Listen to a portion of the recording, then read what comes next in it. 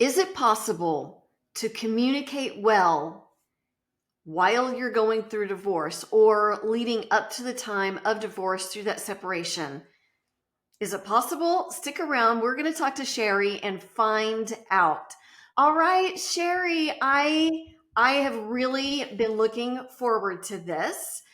First of all, I'm divorced. I think some of the followers know I'm divorced. And so this is a topic that is just, it's big to a lot of people because as you know, the percentage of marriages that end in divorce is pretty high. And so we either have gone through it ourselves, are going through it, or we know someone who is going through it or who has gone through it. So it doesn't matter if this is a conversation for today or in 5 years, it is a timely topic. So can you let our audience know who you are and what you do? Absolutely. Thank you for having me. So I am Sharri Freedman, and I am an attorney turned certified divorce coach and divorce strategy expert. And I help successful women who are considering divorce or already in the process make clear, confident decisions so that they can navigate the process without the fear, without the overwhelm, without confusion, and so that they can avoid costly mistakes that they will regret down the road. Right. And I can tell you, when I was going through my divorce, I had so many voices in my ear, people just giving me advice. And, it becomes very confusing. I will say, to me, it was anyhow. I'm imagining I'm not the only one because you have all of the emotions, all of the logical side of it. There are just so many things. So what you do is vastly important. So thank you for what you do to help women. Okay, so because this is a Communicate Great podcast, we give tips to our audience on communicating. And so I would love to hear your tips for not necessarily just your niche, what you do with women, but I know that what advice you're going to give is going to translate into other situations. So I would just love to hear your thoughts. Absolutely. And yes, while I'm going to be speaking specifically towards how to kind of navigate communication if you are thinking about or in the process of divorce, but absolutely these tips translate across any relationship. Relationships are based on communication, right? And so if we're not able to articulate ourselves in the way that we intend the information to be heard by the other person, that's when conflict arises, misunderstandings, ego comes in, right? And then we don't end up with the results that we are looking for and desiring. Right. So, one of the things is how can you be intentional about what it is that you are saying or how you are, I would say, responding instead of reacting to someone else. And so really thinking about how do you want to communicate? What are the different ways that you can communicate? Is it by having a conversation? Is it by a text? Is it email? Is it a letter that you write, which most people don't write letters anymore, but it's still a thing. We can still Right. actually use snail mail, but really thinking about how what form of mode of communication will serve you best in certain situations, especially if you're dealing with someone who is high conflict. Yes. Sometimes, those verbal conversations can quickly spiral. But even email conversations can um, cause a reaction, right? When you get that email or just hearing the ding on your phone or your text, right, can cause a internal trigger, right? An activation that can shut you down. And so learning how to manage that first before you even begin the communication. Right. Right. And I know So I don't know if I told you that I had been a mediator at one point. And so sitting across from couples during those family mediations, you have all of this stuff happening. And so, but thinking back to my own personal situation, high conflict, right? And just so our audience knows, there is such a thing called high conflict personality, and it's real. And so, anyhow, what I quickly figured out is we could not talk on the phone, right? That now logically that would have been face to face or on the phone would have been, in my opinion, the best case scenario, because then you can see facial expressions, you can read body language, all of those communication, verbal and nonverbal cues. But we could not do that. And so text was our best way to communicate. So yes, I see where you're saying first we have to manage our own reaction or response. And there's a difference, right? Responding versus reacting. So when you have a client that you're coaching, I'm assuming that you do kind of explain the difference and help them navigate getting a handle on that. And man, when you're worked up emotionally, that's tough.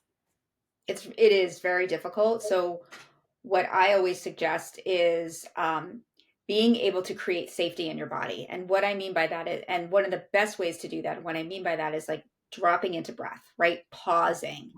That 10-second, 30-second, 50-second, however long pause will make all the difference in how you show up to that conversation. Whether because it prevents the knee jerk reaction, because you've taken a moment to like, right, and to feel through it. And so the more that you can do that, the more that you can connect to your body and get out of your head, then you're able to go, okay, how do I want to respond to this, as opposed to that knee jerk reaction, that default that we all go to, right? As humans, right? Ego comes in and boom, right? And then we're in that cycle, that spiral, and the conversation goes sideways really quickly. So Yes. one of the easiest ways to do that is to simply close your eyes if you feel comfortable closing your eyes, or just gazing down, putting your hand on your heart, taking a deep breath in and hold and release. And so it's called flagpole breathing. You can, and it's 4-4-4. So the way to imagine it is you breathe in for 4, watch the flag go up. Hold for 4 as the flag flies. Release for 4 as the flag comes back down. Wow. So that's a really great way. And that really, what does that take? Little time, right? And then you can go, okay, do I need to do that again? Right? Am I still feeling activated? Am I still like triggered and jaw jacked up? Because when you are in that sympathetic state, in that fight, flight, right, freeze state, Yes. you are not making good decisions. Your thinking brain is offline. And Yes. so when we pause and we bring ourselves from the sympathetic into the parasympathetic, we bring our thinking brain back online, we Yes. connect to our heart, and then we're able to really think more clearly about how do I want to respond in this moment. You can do that with verbal communication. You can do that with written communication. For for people in divorce, I highly recommend the written communication for the very reason that you mentioned about your own experience.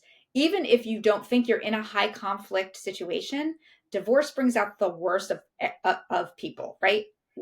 You can have the best of intentions, you can still be amicable, but when there's matters of the heart, things go sideways quickly. Yes. So I always recommend written communication by email as the first option. Always email. Text messages, while texting is great, it's short, it's quick. We expect a response right back. So there isn't a lot of time to process and think through how do I Mm. want to respond.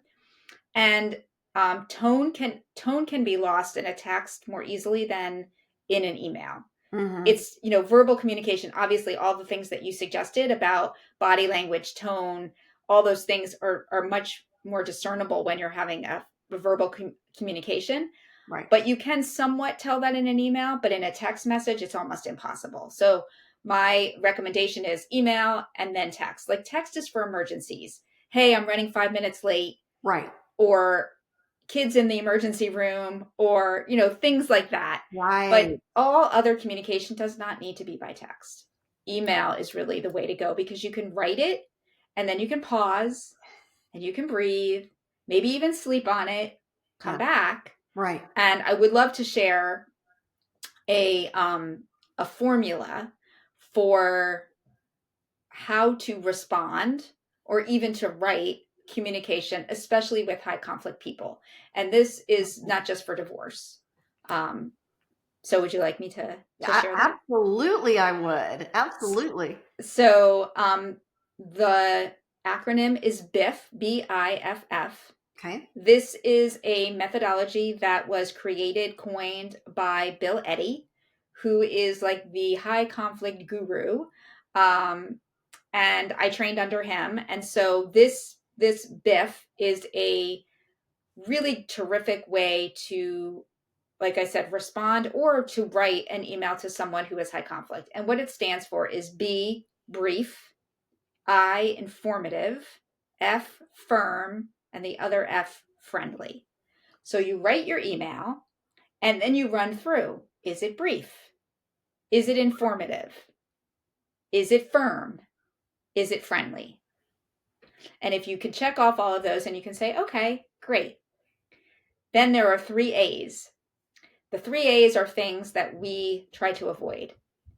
We don't admonish the other person because that like they will just send them right into that. They will get snagged into that Right. cycle. Right. We don't advise. You should do this. You should do that. We don't tell people what to do. And we don't apologize. Because when we apologize, except in very rare extreme circumstances where you actually are wrong, but we tend to, when we're trying to temper down the Yes. conflict, we tend to say, "Oh, I'm so sorry," right? Even though you're not really sorry, but like you're trying to calm the situation. And that then sends that high conflict person into like, see, I told you you were wrong. See, you were the one who did it. And it doesn't actually do the thing you want it to do. So Right. then we kind of run it through that. Are we admonishing? Are we advising? Are we apologizing? And then once you've kind of done that, then you can feel more comfortable sending off that response.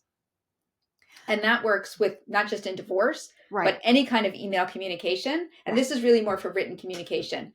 But any kind of communication, written communication, kind of run it through that and then say, okay, now I can send it. Yes. Yes. I love that. And I have heard of Bill Eddy, but I hadn't heard the Biff. I like that. And the 3 A's. I mean, maybe I read something, but I just didn't put it together. But I really, really, really like that. So for me, whenever I'm in a situation where I'm responding to somebody, if I'm angry, I will not send it until I've had a chance to say to even a few people, read this. Is it okay? And there was a situation in my life, I don't know, maybe 4 years ago, three, I don't know. But anyhow, I was responding to somebody who had hurt one of my children and verbally. And so I just wanted to let them know that what they did was not okay. And so I did. I had the child and my husband read and say, is this not okay? And my husband said, okay, right here, you're showing your anger. And I was like, you're right. And so I took it out. But I love this idea of Biff because that would be a great formula. Again, divorce, it doesn't matter. I would say even in a verbal conversation, try to keep those things in mind. So that is incredible. Yeah, that was valuable. Thank you. Thank You're you. welcome. You're Okay. welcome. All right. And I would say that now with AI being so prevalent, right? Chat GPT and all the different ways, um, you can also run your communication through that filter, giving it the prompts of, Wow. hey, is this brief? Is this informative? Is this firm? Is this friendly? Am I showing emotion in here? Am I, I don't want to, whatever it is you don't want. And then You can use that kind of as a filter. It's not a foolproof, right? Like AI still has its issues, so I wouldn't rely on it 100%. And there's actually, for divorced people, I believe there is an AI, I don't remember off the top of my head what it's called, that actually for this particular purpose. That's like Mhm. a specialized trained AI for divorce communication. Wow. I've seen it a little bit, and I would still say that there are times where I'm like, I'm not sure, right? Like, I think you still need the human component with all things AI. I think you still need the human component, Yes. but if you're like, I'm not sure, or I don't really, is that really Biff? Is this the right thing? You could run it through that just to double check if you didn't have someone else to kind of look it over for you. No, I that is a great idea. And include those three A's as well. Yes, absolutely. Because with your clients, when you are in that divorce situation, it's super easy to admonish, to advise, and even just apologize. And so that's huge. That really is huge. I like it. Okay, what else do Yeah. you have for us? So, do you have questions for me? No, I just I like that what you're bringing, like I mentioned at the beginning and like you acknowledged, was that these tips expand beyond getting divorced, being in a separated state, whatever it is, that really does expand beyond those borders of a divorce situation. Yeah. So, here is a question. Narcissism, that's a big thing. And several years ago, I had heard the term, but I didn't really fully understand. And then I had a friend go through a relationship situation with a narcissist, and I started learning more. And since then, I've kind of started figuring out who in my life is a Mm. narcissist, and understanding more. So, having said all that, my guess is that with your clients, you have situations where they are married or getting divorced from a narcissist, or honestly, maybe even your client is a narcissist, right? I mean, that's a reality. So, is there a way that you advise or that you work with or something when it comes to either they are married to the narcissist or they are the narcissist? So, I don't like to use the word narcissist, but I Okay, but I understand what you're saying. I usually say high conflict personality because I'm not a mental health expert, and got it. I think the word, it's become a buzzword, It has. and a lot of people like, oh, he's a narcissist, or oh, she's a narcissist, and there are very few people who actually, I think, truly are, but there are a lot of people who carry narcissistic tendencies, Yes. and divorce can bring that out, right? Yes. Divorce can really like shine a light on those. Yeah. And I will say that most people who are have narcissistic tendencies don't seek out a coach. Ah, Or if they do, the relationship, the coaching relationship doesn't last very long because they got it. really aren't open to looking within, because coaching is all about looking within. It's not about True. what's on the outside. It's about looking within. And if the person doesn't think there's anything wrong with them, it's Right. all the other people, Yes. then coaching really isn't a good modality for them. Okay. um, but I do work a lot with women who have super high conflict, soon to be ex partners or co-parents. And BIF is a great way, right? To, really nailing down the BIF is going to change everything for you internally, peace wise, right? Because Mm, but it's work. It's not a magic right. solution. It's really connecting to your body. It's really getting clear on, what do you want? How, what is going to create peace for you internally and externally? How important is this to you, right? A year from now, 3 years from now, 5 years from now, is this issue going to matter? For most people, most issues aren't going to matter 3, 5 years from now. So if that is the case, then it comes back to choice. Okay, if it's not going to matter 3 years, 5 years from now, do I want to make this an issue, or do I want to let it go? And the letting go is really hard. That is not an easy thing. Yes. especially when it feels unfair. Mm. And what I will say is there's nothing about divorce that's going to feel fair. No, not at Nothing, all. right? It's just Not at all. unfair. Everything Right. about it is unfair. And so we have to really sit back and connect with ourselves and really think, will this matter? And by letting go of the idea that everything has to be fair, will bring you your peace. Your peace won't come if you're hanging on to everything needing to be fair. Right. And so this also works into communication, because if you are always needing to have the last word, always needing to be right, always needing that other person to meet you where you are, you're going to always feel dissatisfied. You're not going to Right. feel peaceful. You're not, right? Because Right. it you're dealing with someone who, they're not changing. And what surprises a lot of people that I work with is they'll say, Sharri, we're getting divorced, or we got divorced, and he's still the same. We're still having the same arguments. And I'm like, yeah, because Right. you are who you are wherever you go. And unless you're willing to do the work to change, you're not changing. Right. And so divorce doesn't magically make everything better. Right. It just gives you the opportunity to choose a different path, but it's an evolution. Divorce is an identity evolution, and you have to be willing to go on that journey. And that is what, I love what I do, is because I can help women see that, oh, this is my opportunity. Where is the gift in all of this? And then use that as a mechanism for evolving, for shifting your identity, and for really stepping into, like, who do I get to become? Yeah. Not, oh, why is this happening to me? And more of like, okay, this is happening. What Right. can I do with it? How can I Right. turn this so that it is something positive? Right. Yeah, that reframing. I was actually, as you were talking, I was thinking about a conversation I had with some clients working on interpersonal communication skills. And this notion of letting things go is huge because we aren't perfect. No one is perfect. People are going to let us down. We're going to let ourselves down. It's a fact.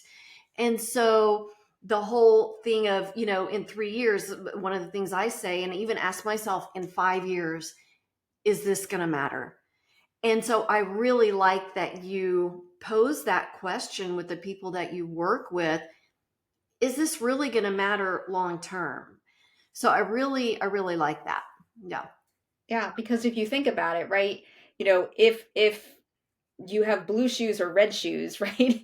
Is it going to matter? Right? It might matter right now. Like if you're buying shoes for your child and you want them to have the red shoes for whatever reason, and Right. your partner bought, your ex gets the blue shoes, and now they have blue shoes instead of red shoes, and you might feel frustrated and angry. And I always suggest, and this is, I'm using that as a very um, silly kind of example, but you feel that, right? You have to feel the frustration, the disappointment, the anger, not at the person, but feel it, punch a pillow, shake your wrist, stomp your feet, scream if you have to, right? And I Right. teach all my clients how to do that in a healthy way, but let that out.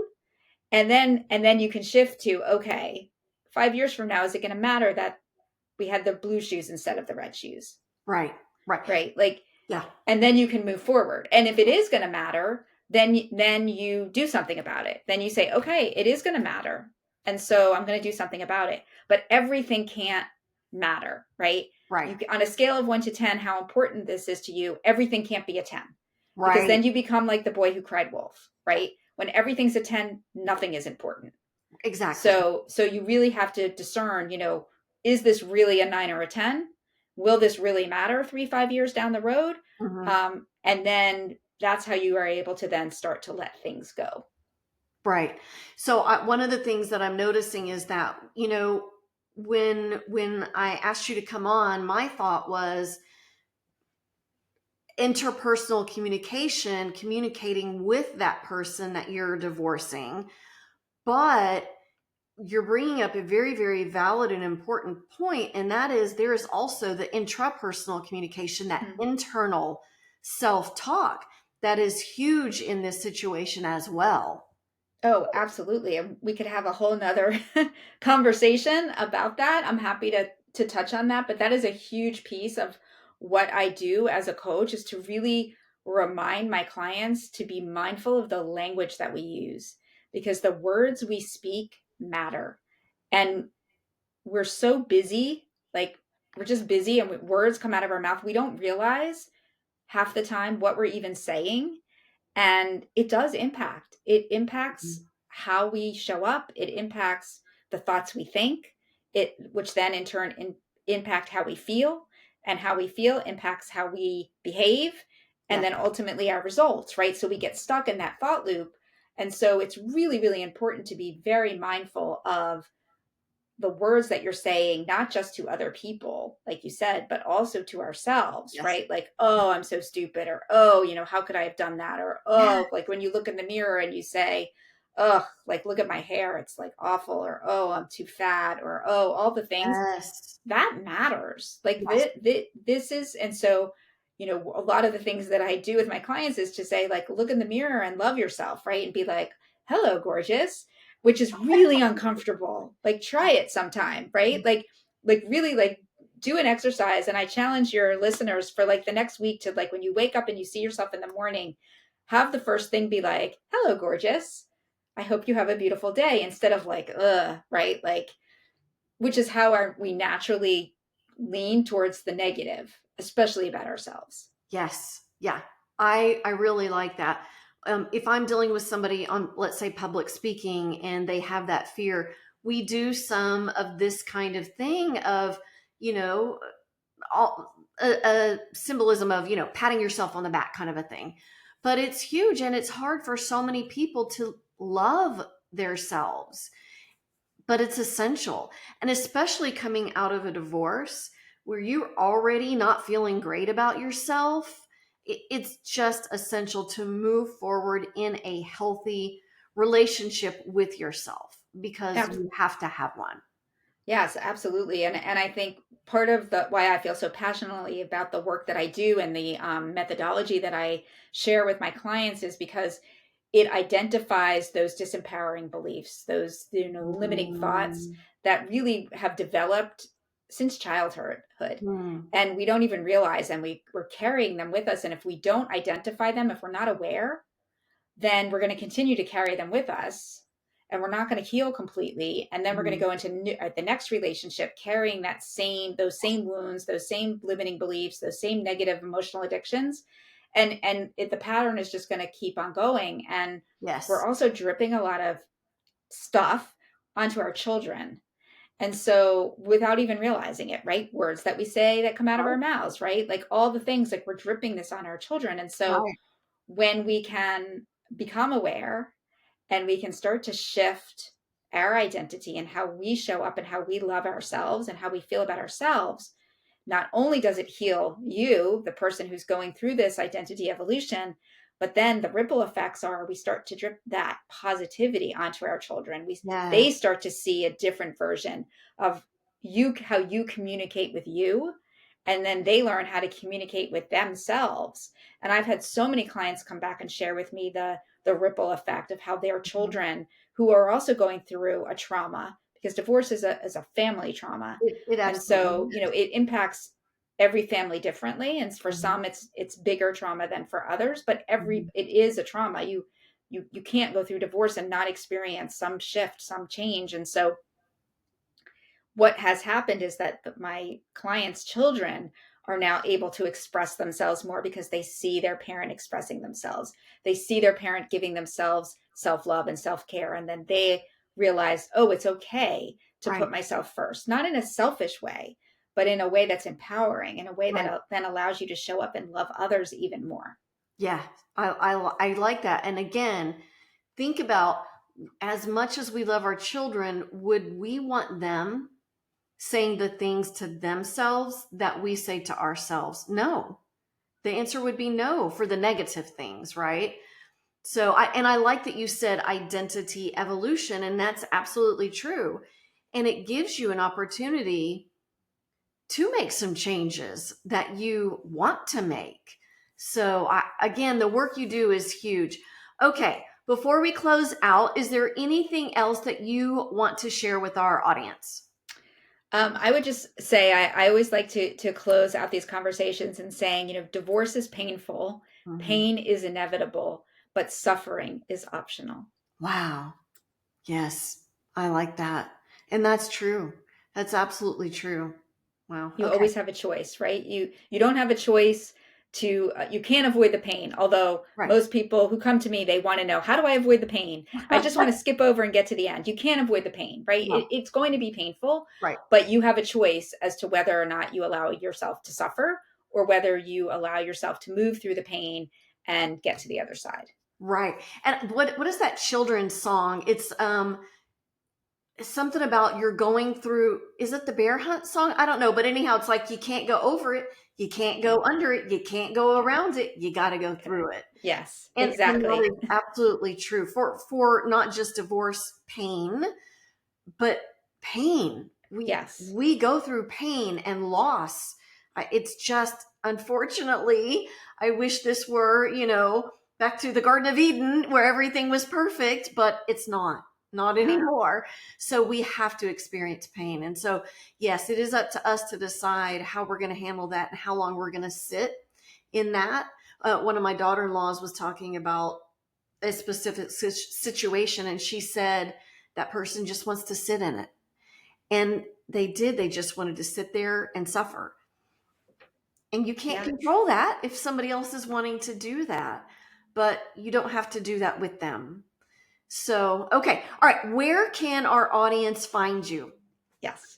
So the best place to find me is in my website, which is www.potomaccoaching.com. But I'm also in many of the social media places. You can find me on Facebook. You can find me on Instagram. You can find me on LinkedIn. I am not on TikTok, but you can find me on those other three platforms. And I'd love to connect. So if you enjoyed this and you want to send me a DM or send me an email. You can find my email on my, communicate with me through my website or any of those social platforms. I would love to hear what you thought, answer any questions, and have a conversation. Yes, I would love that. Okay. We will put her information in the description. So go find all of the places to follow Sharri, meet with Sharri, have a conversation with her. I know her heart is just, it's beautiful. So, Sharri, thank you so much for coming on to the Communicate Great podcast. We very much appreciate your time because I know everybody's time is very limited and everybody's crazy busy. So I just appreciate that you carved out some time to sit here with us today. So thank you. Thank you. All right, everybody, we will see you next time. Bye.